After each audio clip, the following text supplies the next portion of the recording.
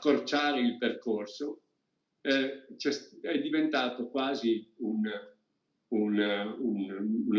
procedura normale, quella di recarsi direttamente alle malattie infettive in azienda ospedaliera, il che può funzionare se i casi sono pochi.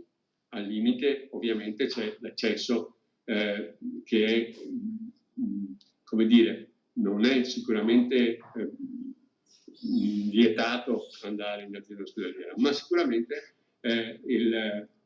l'accesso all'azienda ospedaliera nel momento in cui è diventato una procedura quasi standardizzata dai pediatri ha comportato ovviamente un eccesso di persone, di presenze in azienda ospedaliera. I tamponi ai bambini con l'impegnativa del pediatra possono essere eseguiti anche nelle 5 sedi dei distretti dell'USL 6 Euganea, in via Temanza a Padova e poi a Rubano, a Campo San Piero, Pieve di Sacco e Monselice. La risposta al tampone, visto la mole di lavoro di questi giorni, è di circa 24-48 ore. Noi siamo già disponibili rispetto ai percorsi che conosciamo, che avevamo descritto prima.